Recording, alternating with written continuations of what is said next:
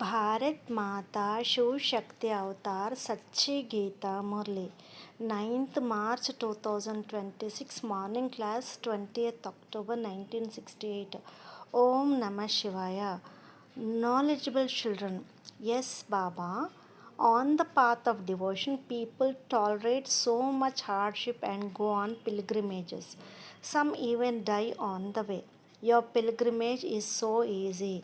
You can stay on the pilgrimage of remembrance while eating, drinking, and cooking food.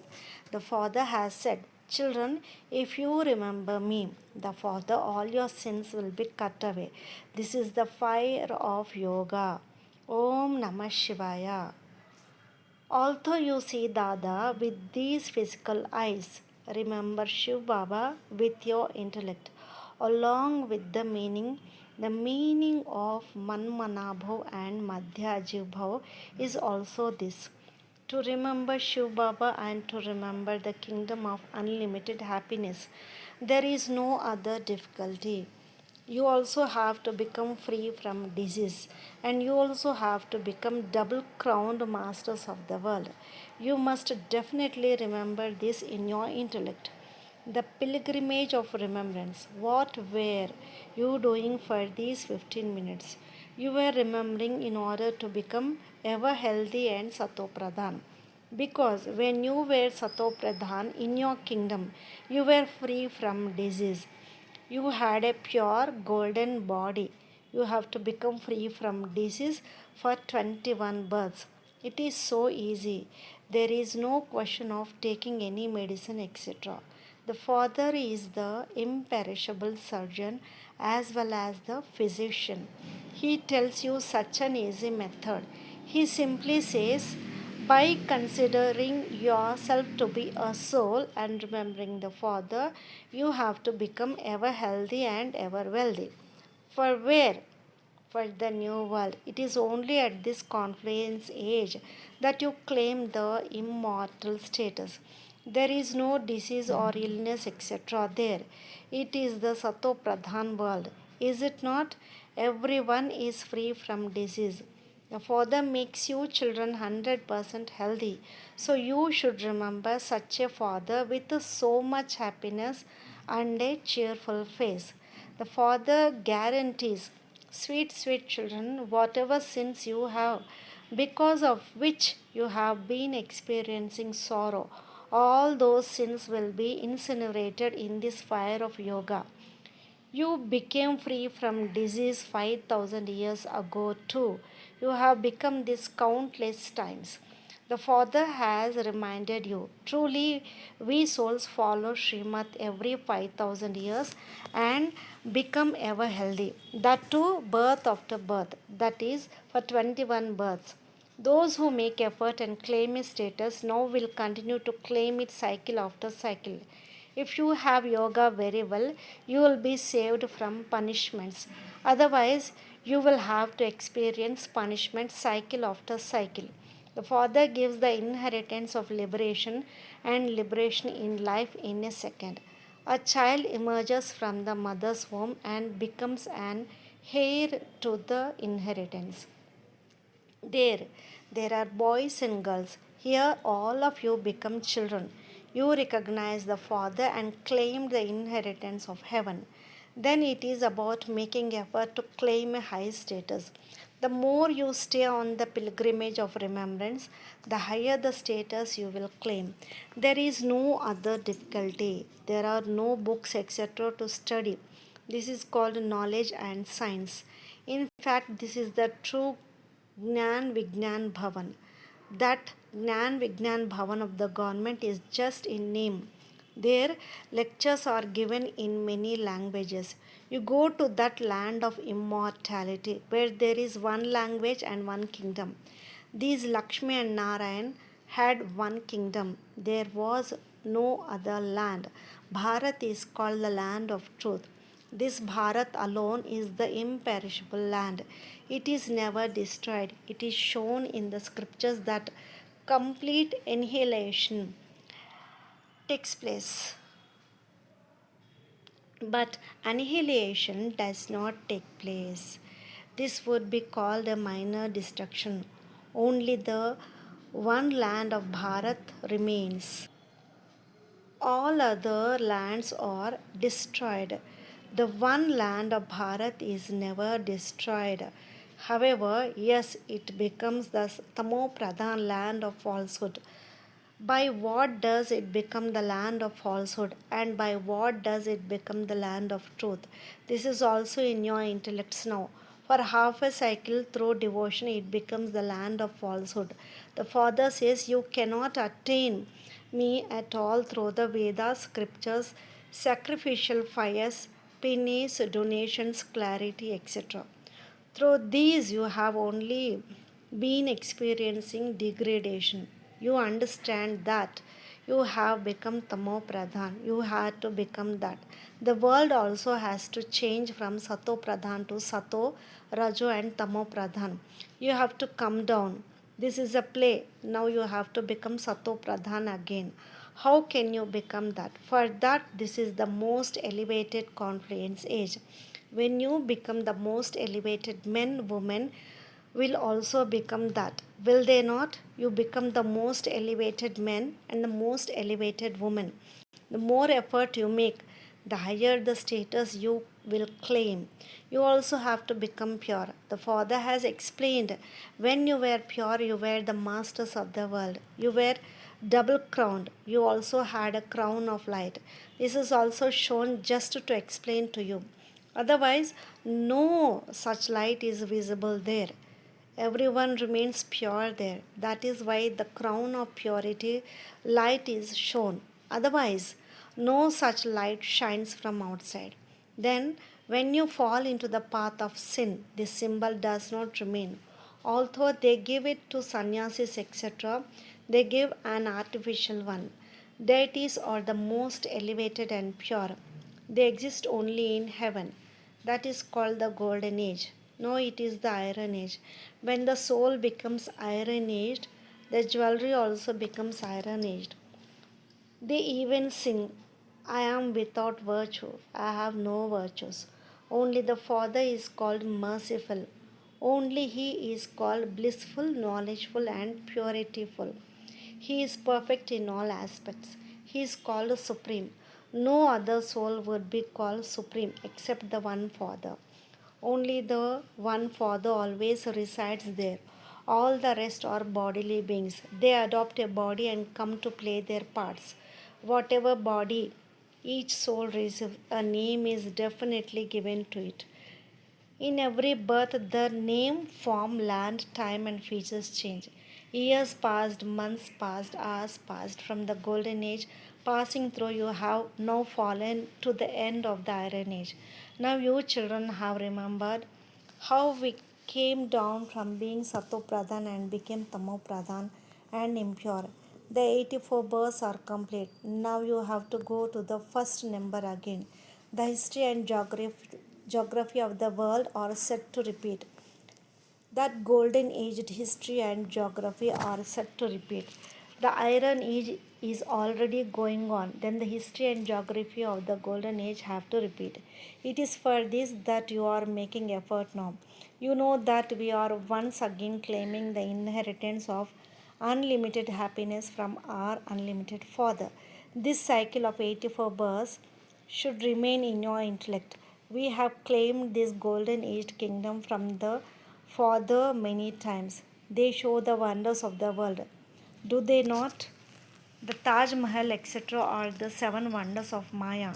Maya has seven wonders. The Father's wonder is only one, which is called heaven, paradise. What is there in the wonders here? There is no question of happiness. They have sat and built these. For example, they speak of the Great Wall of China. It was built with great effort. Human beings do not know the true wonder of the world is this Dilwala temple of Abu, in which Adi Dev, Adi Devi, and the children are sitting. Above is heaven. Otherwise, where would they build it? Above is the kingdom, and below they are doing tapasya. Now you are Raj Rishis. Those are Hatha Yoga Rishis. A Rishi is one who is pure. Purity is definitely needed, is it not? then you will remain pure for half a cycle. It is not that you will take birth through poison and then become pure, like the sannyasis do. No, Shri Krishna is called a great soul, but he is an ever great soul. These sannyasis take birth through vice and then become great souls. Human beings do not know these things. There are very good, well known sannyasis. In Bombay, there was a sannyasi who kept a pet lion.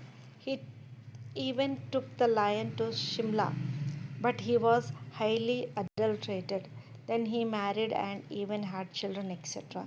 In the beginning, very eminent people used to go to him. Such sannyasis get hundreds of thousands of followers. Their name becomes famous. You are not blind faith followers of anyone. The name follower does not even suit them. On one side is that sannyasi, and the other side is that householder donkey. Our followers should follow completely. You are true followers. You also become pure. You have to follow Shiv Baba. There is the marriage procession of Shiva, is there not? How large is Shiv Baba's marriage procession? It is of tens of millions. You cannot say it is Shankar's marriage procession.